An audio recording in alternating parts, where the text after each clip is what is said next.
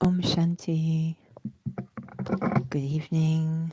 Welcome to this session of Interview with Raj Yogi. Our topic is sensing what honors the self. And this is part 2. And as usual, we'll start with a brief reflection.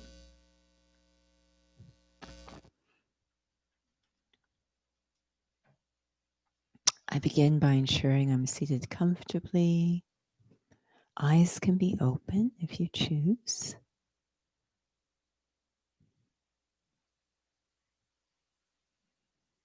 And I become very aware of being seated here. The body is still, and my mind is being gently carried into the present moment. This is such a contrast to my state during much of the day. During the day, the body is often in constant activity, and my mind, my thoughts seem somewhere out there, not focused, not quite present. And there's a lot of noise in the mind, a lot of thoughts, a lot of reactivity.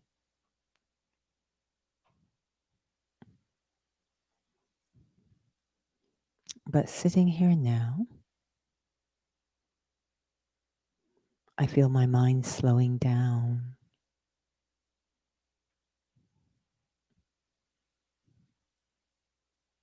Less pull of action or time.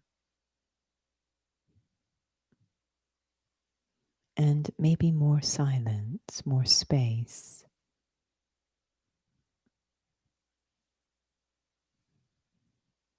In this state, my sensitivity changes. I can feel more clearly what's going on inside and ironically around me.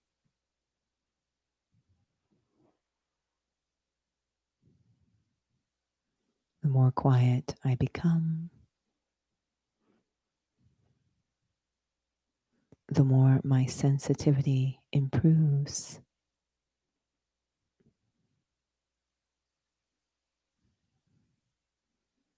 I can look inside into my own inner world. And from that quiet place, see more clearly and deeply what's going on inside.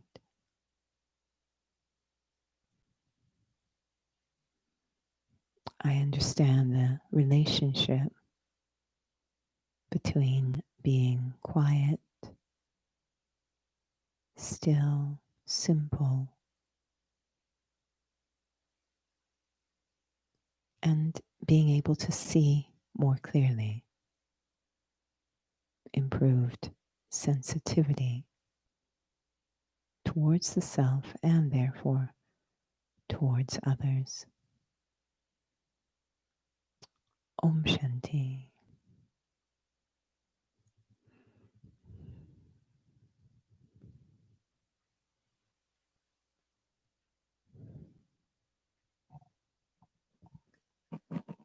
Shanti. Welcome to this evening's interview. As Judy has mentioned, so it's the second part to sensing what honors the self. And if I am correct, what we focused on last week was why is this important? And there was a question that emerged just during reflection, especially bringing things back to Raja Yoga. We often say that it is a study of becoming a self ruler.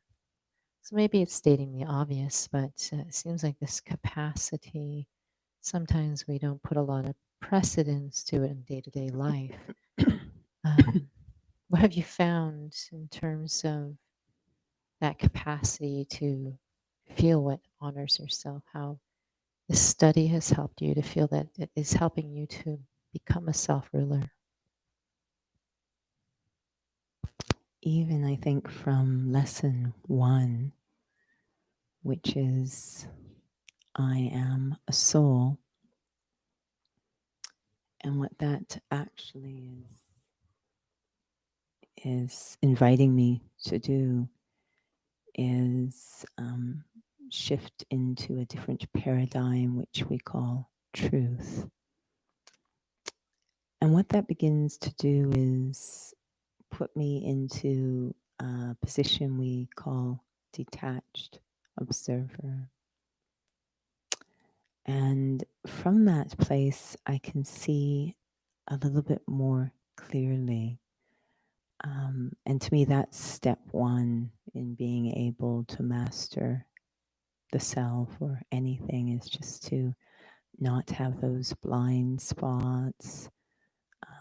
So even I've always enjoyed just being able to have that seat of a detached observer and seeing the lay of the land more clearly. Such a big part of sovereignty or leadership is decision making. And if I have blind spots, it said don't make a decision when you're in an angry or reactive or upset state. So being able to have a calm head is very helpful in leadership and decision making.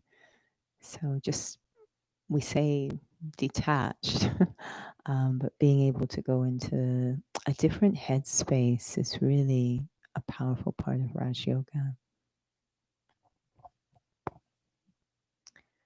It's perhaps maybe connected to what you've shared.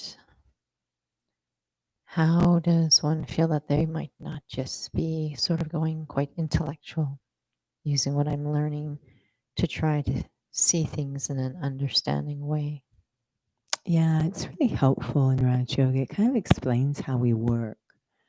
And so intellectual tends to look like thinking and analyzing a lot. And we then learn that that's actually the activity of the mind. And these different forces, which are connected to my consciousness, but in this example, intellectual, this force of ego, it works through the mind in a certain way, which we call intellectual. So, what we're talking about, having that clarity and being able to feel differently, is a function of something called the intellect or just the sensitivities of the soul. It's got nothing to do really with thinking. So, I just feel things differently. So, it's really helpful, actually. Am I thinking my way into a feeling? Or do I just feel things differently? Can I tell the difference between the two? Is it ego operating through my mind, or my sensitivities actually changed? And I think there's That was the less. question I was going to ask next. How Yeah, do I know the yeah, I difference think between the there's, two? yeah, one thing I've noticed, which is so wonderful, is that when it's sensitivities changing, so my intellect is changing rather than I'm being more intellectual, is the one of the biggest measurements of it is becoming more essenceful. So we're studying a lot this month. Um, the first student of the organization, Brahma Baba, and as he really spiritually evolved, becoming less and less expansive, which intellectual, it's almost the other end of the continuum. So I know it seems like a superficial thing, but it's actually a very deep indicator. If I'm thinking less, speaking less, um, and yet still, as we say, less effort, more, more success, but still things are happening. but it's just more targeted, more efficient, more clear.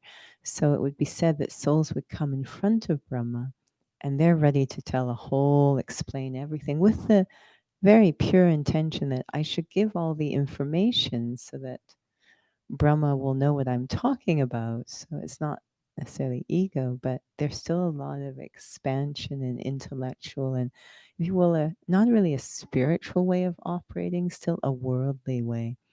And after just a moment or two, Brahma would not only, I think, understand, but also be able to measure, is this really the point?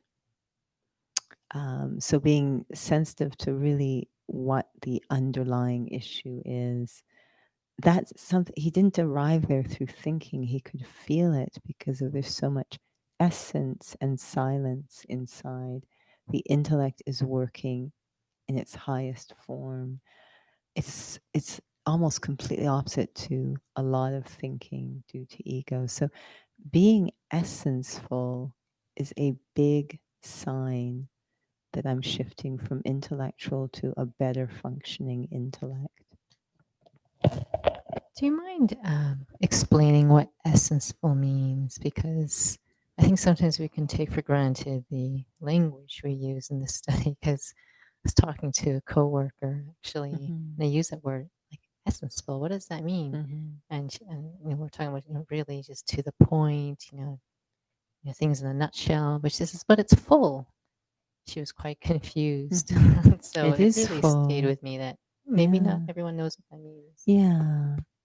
It is full. I agree. Essenceful always has a couple of meanings for me. One is to be able to see through all the different aspects right to the seed or the point of things. So that's why we say it's full. The example we often give is that the seed of a tree has the whole story of the tree in it. It's full, but it's right down to the seed. If I have that seed, the tree will emerge. All I need is the seed. I don't have to worry about, you know, all the different bits about the tree. It will automatically emerge if I can get the seed. So we say, let's get to the seed or the root of a problem. So essenceful to me means being able to see through all the different aspects right to the seed. And it also means to only really focus on the necessary. So there's an energy component, almost physics, I suppose. What's the most efficient way to go about something with not any unnecessary expenditure? That's essenceful as well. Thank you. Part of that, actually, then, to be able to see what is the purpose. And I appreciate what you shared about that, the piece about energy, because one of the questions that has also emerged is not necessarily trying to convince somebody that thinking and analyzing is not going to really help me, but just understanding like how that works in terms of sensing something feels right. For someone who analyzes a lot, it's sort of like a huge leap for them, even like a step of trust to go in that direction. Because there's, especially if you're coming from an analytical background and that's sort of your habit, science is huge in that. Um, but we also know that when it comes to personal life, none of that stuff really helps you in some pretty important decisions that you make. You could try. So just helping one understand perhaps maybe what your Mhm. personal experience has been like. So I remember hearing a bit about, I guess it's called neuroplasticity, but this idea that when I'm in a spiritual study, a transition, because we very often think of change as I'm here and then tomorrow, the next second I'm going to be over here. And we kind of miss the transition where I appreciate that Raj Yoga acknowledges the transition, meaning I'm probably going to have two tracks running in parallel at the same time. So it's going to feel very funny inside it. You're going to feel a little bit like a split personality disorder so patience is huge. So I know where I want to get to. I know I can't get there. We call it aim and objective. I can't get there without a very specific practice. So I'm going to, we say two tracks because I'm going to pretend I'm there, which is a total self deception. But while I'm busy doing all that, and there's a reason, it's ego mostly, I'm still going to be practicing the actual thing that will get me there. So just to try and explain this, so I'm going to practice. So the only way that my intellect will start to function differently is if I practice soul consciousness. All of our decision making and activity prior to practicing soul consciousness has been motivated by body consciousness, which means there's ego, there's attachment. That's not going to change. I can't say I'm going to be more essenceful without practice. It's not going to happen. The only way it's going to happen is with soul consciousness. So that's a very quiet, I won't say slow, but very incognito practice. It kind of sneaks up. One day you wake up and you're like, I like the way someone, I don't know if you were in that conversation or where I was, but they were sharing about learning, speaking French. Were you there?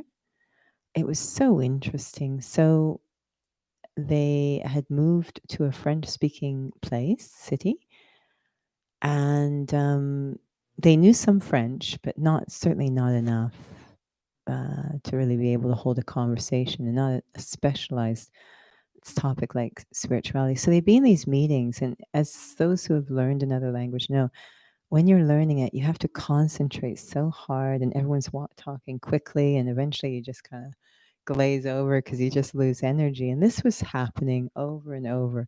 But it was just a slow process, kind of underground, that they were learning it. They didn't know it. On the conscious level, they were working really hard, but subconsciously, it was happening. And then one day they're sitting in a meeting, and again, and they're kind of tuning out a bit, and they suddenly went, whoa, I understand everything everyone's saying. And they're not sure when that happened. So we're practicing soul consciousness, and suddenly we start to notice, not because of all this work we're doing over here to try and be more essential, but simply by practicing soul conscious. My ego will have me do a lot of other things that I think are spiritual, and that's just the way it's going to happen. So I have two tracks happening: ego, attachment, making me do a whole bunch of crazy things and convincing me I'm studying spirituality. And meanwhile, I'm also actually doing the one thing that will get me there, soul consciousness. And these two tracks, because very often soul say, how do I do this? How do they? The answer is always the same. Practice soul consciousness. It's always the same answer. And yet we still want to do these other things over here, and we're going to, and it's okay. So that track's going to be running, and it's fueled by old stuff. And meanwhile, this track of actually practicing soul consciousness is running. So the reason I mentioned neuroplasticity is that it was shared that we have developed or learned um, very worldly, physical, cumbersome, expensive, body conscious ways of operating. And they've become the default setting. They were not originally, but they've become that. So, with the brain pathways, when you're trying to awaken the original pathway that had become dormant and atrophied, there's a period of time when you're going to have both pathways firing at the same time. The one that had been learned and the dormant, the original one you're trying to reawaken, they're going to be firing, and it's going to, as you can imagine, be quite weird. But they're both fine. But you just keep going anyways. You keep doing the things that will awaken the dormant. The other one's still going to be doing its stuff, well disguised, but still doing its stuff. That's okay. Keep doing this. And eventually it will become the dominant again. So that's kind of often what Brahman life will look like in terms of how do I do this? How do I do that? Those questions come from the old pathway still firing, because the answer is always the same. I have to experience truth. I have to experience truth. That's always, there is no how do I do this or that. It's like, I have to experience truth. And we are, but we still have this other thing firing, and that's okay. think in a way that you kind of brought it up, because my next question, not question as much as it, for those who haven't taken a Raj Yoga course before, Mm-hmm. so coming in here with perhaps, or maybe just even watched a handful of sessions, just assuming, just to hear there's body consciousness and soul consciousness, one could just hear it and say, okay, here's another technique. Well, I Mm-hmm. really want to just learn to be essenceful. Okay, so let me just focus on this technique. Mm-hmm. What would you be able to share with those who are watching that, I have to be very careful about, this isn't a technique. Otherwise, you Mm-hmm. kind of sort of miss the point. It always depends on why someone is doing something. I laughed the other day. Maybe I've shared it before, but um, we were in the fitness studio. There was just three of us there, and very lovely and honest. And we were kind of just joking around a bit. And one of the instructors was we were just chatting about these very unique times we're in and what we are discovering about our attitudes towards fitness. And anyway, so the fitness instructor, a long time, he said, when I started, when I was young, I worked out completely for vanity. He was very honest about it, just for aesthetic reasons, completely. But now it's different. The reason I do it is different. And I suppose that's a bit connected to the question is if someone's going to use it as a technique, maybe that's their motivator at that time. But if I look at someone like Brahma Baba, I can't even imagine him having that kind of feeling about Raj Yoga. The kinds of conversations he was having inside of the world has to change. I have to change. I have to get my character back. My happiness depends on it. A better world depends on spiritual. Like he was having these very unlimited, overarching. He is not doing this study in order to get a better job. That's not why he's doing it. So, or, to heal the body or something. That's not why he's doing it. So he's coming to this practice with a very different objective. It's not a technique. He is talking about a radical change in life, how he lives, what it means to be a human being. And so that would motivate how he would use the tool. So I guess everyone has to check why they're studying this. And I'll be honest, most people come to a Raj Yoga Center when they're at a certain point in their life, a crisis or some kind of uh, emptiness inside. Like they're quite strongly motivated for something other than just a technique, but something really to change the quality of their life. But I feel what you're sharing is actually, perhaps maybe I'm leading it toward an answer for a reason, Yeah. is for souls to actually check Mm-hmm. why they're doing it. Only because, as you share, that there's this other track. We're very used to that track. Mm-hmm. We're used to doing things for techniques. We're used to doing things to cope with things. We're so used to Mm-hmm. patching our lives, so to speak, and not Yeah. realizing that truth does speak to us. We are looking.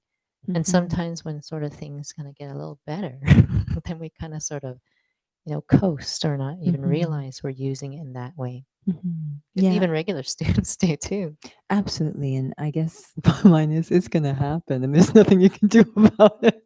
I mean, the beauty of Raj Yoga is it kind of from the get go acknowledges that will happen, that everyone will go through these variations and study what's driving them, their perception towards the study. It's going to happen. I mean, for me, though, especially in a month like this month when we're thinking about Brahma Baba so much since it's the anniversary of his, if you will, transcending the physical, um, I'm really just pulled like what was going on in his mind. Forget about what's driving me. I want to know what's driving him because just the quality of stage and character he achieved is so inspiring.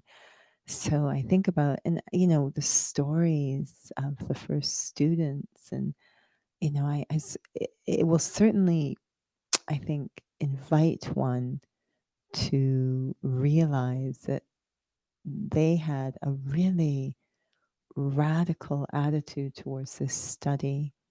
And the study in its way, Raj Yoga itself, is quite, I always think of it a bit like an organ rejection. It's the type of study that it doesn't reject anyone, but the student will be self-rejected if they just won't be able to stick to it. It's kind of a study that protects itself from from I don't want to when I say inauthenticity, I don't mean to insult anyone, but it's a study that's based on love for truth. And there everyone has it, but we also, as you say, there's these other forces that can sometimes numb us. And when that happens, the study doesn't do anything. It just kind of we start to get this self rejection. It's like an organ rejection or something. Like it just doesn't go well. So it's a study that maintains its own purity, if you will, which is great. It can't be abused. It's very difficult to abuse the study of Raj Yoga. You just sort of start to reject or move away from it. It's just, yeah, but definitely acknowledges that we will have varying levels of recognition as to what its function and purpose is. And that's actually very, very beneficial for the self, anyways, too, Hmm. because just practicing that awareness of who you truly are really restores your integrity. So it Hmm. feels like it forces you to say, okay, I can't be unreal Hmm. in how I And I approach think, things. yeah, I think it's quite beautiful. One of the things that is always we have it up there is always mentioned in the study is to keep the picture of the aim and objective of the study very clearly displayed in the classroom. So here, oops, sorry. So I don't know. Yeah, there we go. I don't know if everyone can see. There we go. So this is the aim and objective of the study. You're going, that's not what I'm looking for. I must be in the wrong place. You're not. You're not. You're not. This is obviously symbolic rather than we actually sell outfits that look like this. So this is symbolic, but minimally what it's saying is we're talking about a profound character transformation or developing one's highest potential or human dignity. That's what this symbolizes. So, that I think, in fairness to students, needs to be kind of out front, is the suggestion. That is the function of Raj Yoga.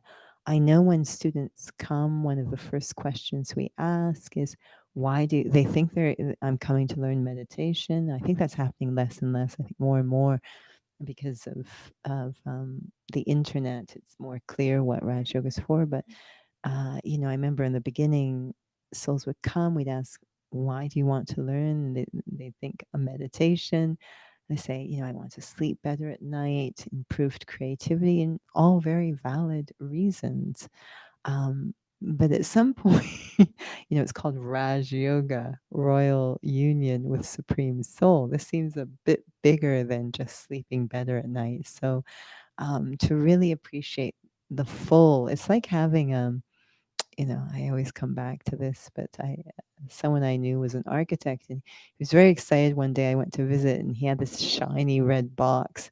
He said, "Yeah, this is a special saw, a Cecil saw or something like that." I'm like, "Okay." He seemed very excited about it. And he's like, it was like the cream of electric saws, this thing. He says, "Yeah, you don't use this on anything ordinary. Like this is so it would be a sacrilegious to use this saw, just to kinda cut firewood or something, Um, it's kind of the same feeling. What ideally is Raj Yoga for? And more so, increasingly, given the state of the world, beginning to see the relevance of Raj Yoga. But what is Raj Yoga for? Am I using it at its full potential? And it's kind of a study that at some point demands I recognize that in order to continue with it. because, as you say, otherwise these other forces will pull you away. And so, this aspect then of honoring the self, Hmm.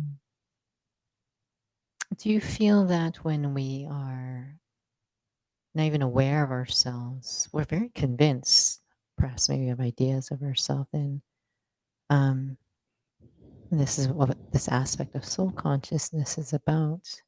What have you felt during this, your journey in terms of discovering what matters to you when I believe it was you, or maybe it was your sister, feeling unreal? Mm. And what kind of dots have you connected coming to the study in terms of feeling real or unreal and honoring yourself? Yeah, again, I know people come to the study with seeking different things, but for me, definitely during this life growing up, there was this concern about feeling real or not real or not feeling real. And one thing I really appreciate about this study, this term Om Shanti, for whatever reason, when I would, because of practicing soul consciousness, this very different quality of peace would come, get to connect to the depth of the human spirit or the maturity or dignity. And when those qualities, again, it's kind of back to this image here, when I would feel those qualities, I suddenly realized, oh, that's real. That's what that now I had a concrete definition. So, very often, what's happening to souls is we're longing for something, but we don't have any real way to articulate quite what it is. Like we'll say a word, but we don't have anything precise or concrete around it. And so when I realized that the innate qualities of the soul is what made me feel real, now I can not, it's not hit and miss. Oh, and I'm in a situation and suddenly I feel real. It's like, no, every time that you're mature and act, you're experiencing the innate qualities of the soul, I'm going to feel real. So it's very, if I practice soul conscious, I experience those qualities, I feel real. So I love the fact that it's not so hit and miss anymore, that it's quite clear methodology. This is what you do. So the reason I'm holding it up is because for many this picture seems very unreal. But it's actually representing a real stage or royal stage. So this is what real looks like, but I'm not looking at it with my physical eyes. I'm looking at with that same sense, we call it the third eye, that sense that has to do with honoring the self. So spiritual recognition. I know what this symbolizes, and this symbolizes real. When one is spiritually operating, then they will feel real. So, and this capacity to honor the self will be not hit and miss, but very available. So, in relation to what you were sharing last week, we talked about this word intuition, and that some say is the same as intuition. Hmm. And we're sharing that, that's there's a lot of times things that color how we see things. So then perhaps one's like, oh, I don't really know how to trust what I'm feeling if it's right. So, in terms of being on this journey, how does one, like, what are some signs that I can trust that if I'm practicing soul consciousness, there's probably at almost every given moment, there's always a fork road in terms of making a decision. And sometimes it's just more really subtle things to be able to sense what do what is a real honest decision. What are some feelings perhaps inside that help you to discern what feels right? The biggest issue, which is why, it can color this idea of intuition or gut feeling. The biggest thing that happens to us when we stop being soul conscious is we start to become really pushed around, bullied around by desires. And we don't even know half the time that that's what's going on because it looks really good. I'm doing something nice, but desires are pushing us around a lot, and that's what mucks up the works. That's what really numbs our sensitivities and blinds us. So as we go through this study, and we refer to it as, becoming purified or content, free from desires, I think then the trust grows. But the first trust or faith we have to have is the faith that I am a soul. That's kind of to take your time, kind of establishing that clearly. Everything else might be a complete free for all, but this is the first faith or trust. I have two choices: either I think I'm the body or I'm the soul. So once I've got that clear, um, and when we say I am a soul, it also includes recognition of the self, the qualities of the self, who I belong to, the part, etc. Like it's a package that I'm going to trust. I can understand that, yes, I've come under the influence of desires, etc. So my decision making is really compromised, etc. It doesn't mean I stop trusting myself, because my trust isn't in my decision making. My trust is in I am a soul who has these innate qualities, and I am, through this study, which is our second trust, and it has to do with recognition of the one who's teaching. But through this study, I will be restored to my original state. And I know along the way, all sorts of things are going to happen, but I trust that this is who I am. This is my capacity. And I trust the method that I have been given to restore. Those are really the two biggies we have to get to have. And in terms of, oh, can I trust my decision? No, half the time I can't, quite frankly. But I will be able to if I continue with the practice of I trust the method I've been given. That's the main thing. Thank you. What you actually shared actually brought up perhaps maybe, I guess, it is the right timing for this question. It's the last question as we are running out of time. Is for those who've taken the course before, I know we've briefly talked about the mind and the Mhm. intellect. But sometimes when we learn about, our capacities of the mind, the intellect, the sanskars, we kind of sort of intellectualize it, tear it apart. Is this my mind? Or is this my intellect? When it comes to being able to sense what feels right, um, I think it can sort of do the sort of the same thing. Like, am I thinking now? Is it my mind, or is it? How does that all work in terms of?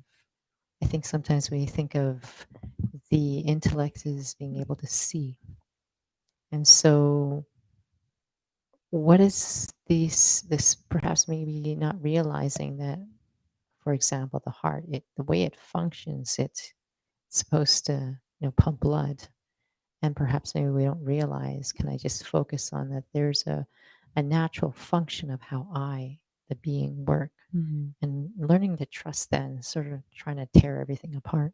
It's really interesting, because our topic in our spiritual study tonight was looking at the central character in the scriptural Gita, Arjuna. And he's basically being given directions. And it's 18 chapters of convincing him to trust the directions. And again, this has to do with I trust the study, I trust the one who is teaching, etc., in Raj Yoga, but I trust the method. But we actually are given very specific instructions in the study of what to do with our mind, what to do with our intellect, and what to do with our sanskars. So, if I was in a dance class and I saw someone moving, I say, okay, I'd really like to, they look very graceful and beautiful. I'd like to move like that. And so the teacher says, okay, I mean, I trust them because I can see them doing it. So they must know what they're doing. They said, here's what you're going to do. You're going to do this with your arms. You're going to do this with your vision. And you're going to do that. Like they tell me exactly. They give very specific directions. And they're not picking me apart. They're saying, this is how all your different bits that are all inside of you need to function to achieve that goal. And so it tells me this is what thoughts are going to try to come into your mind. This is what you need to do with your mind. This is where your intellect needs to focus. This is what it's going to want to do with it. So it's quite a relief to to be given a lot of very specific, clear directions that acknowledge how the soul functions, right? So that's all that we are talking about when we say mind, intellects, and scars is, acknowledging how we function. And so I need directions that address how I function. I think. So the directions are going to have to take into account, okay, then think like this. I see things a certain way. So the direction says, I want you to see things this way. We're constantly given the directions on how we're supposed to see, how we're supposed to think, how we're supposed to act, what we should act. It certainly says, you're going to want to do this, you're going to want to act this way. Don't. Don't do it. And I'm always so thankful that it's just acknowledging how I, as a spiritual being, works and giving very precise directions. And I trust the source of the directions. So that's really what's meant to happen with the mind. It's not to tear me apart. It's actually to try to stop ego from working my mind. Ego gets into the mind, it's called intellectualizing. Ego gets into the intellect, it's total disobedience. And ego gets into the sense scars, of course, and that's self sabotage. So it kind of gets in everywhere, all aspects of the soul, and it's mucking up how I function. So it's meant to just really this trust in the directions I'm given free me from uh, having my different ways of operating enslaved to ego and desires. Well, thank you, Judy. It's a deep topic, but I think the essence was captured today. Mm, I need to practice experiencing who I am, and so that my capacities can actually work properly. yeah, Yeah. and really trust that it sometimes I know seems indirect as you suggested, but it is the method that works. Well, thank you. I suppose we will transition to a little reflection now.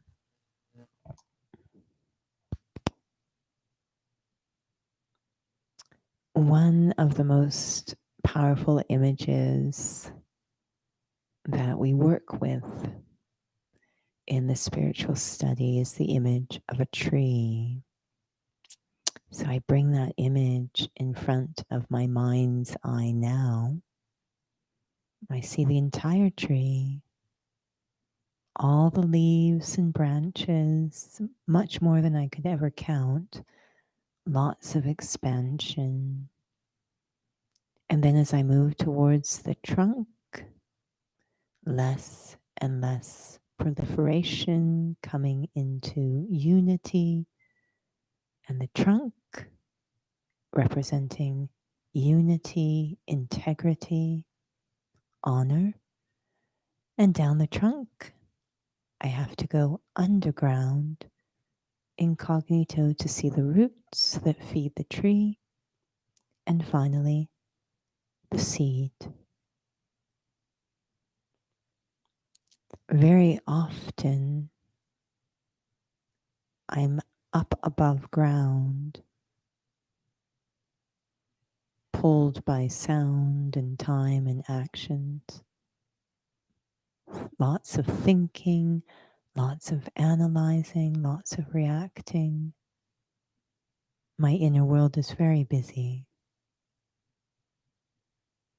And there may not be that feeling of integrity. But then I can stop and ask, what is the point of all this activity? What am I seeking? What am I trying to attain? And that thought takes me underground, going to the seed. What does the heart need? What do I, the soul, need? And almost every single time, it's the same answer: to experience the worthiness or value of the self. All that activity above ground for that single objective, and that can only be experienced by going inwards, really getting to know the self in a timeless way, the very elevated experience of being a soul, a child of the Supreme Soul. Such an essenceful way to restore the value of the self, so that now when I go above ground, I operate from that seed of worthiness. Om Shanti.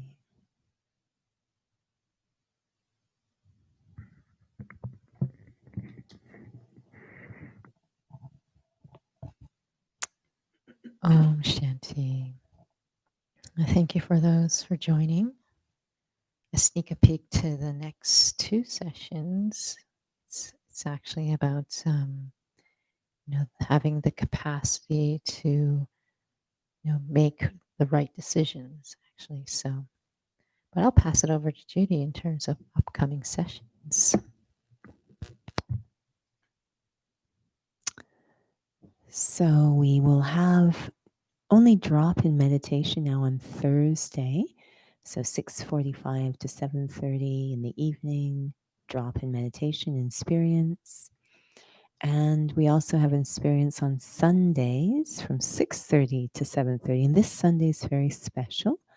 January 17th, we're going to have a chance to, through meditation, honor the legacy of Brahma Baba, the first student. January 18th is the anniversary of when he really passed as a Raj Yogi. He really completed the study.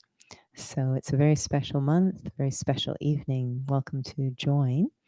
And interview will continue on Tuesday evenings. And then we also have a workshop coming on the 16th. No, the 23rd. We moved it to the 23rd. So Saturday the 23rd from 12 to 1:30 p.m. The topic is healing within. It's on the Zoom platform. So the information is on our website. Inner Fitness will continue on Saturdays, 2 to 3 p.m. The topic this Saturday is stamina. Already exhausted, aren't we? Thinking about stamina. So we'll see where that takes us. Anyways, thank you for joining this evening. Until we meet again. Om Shanti.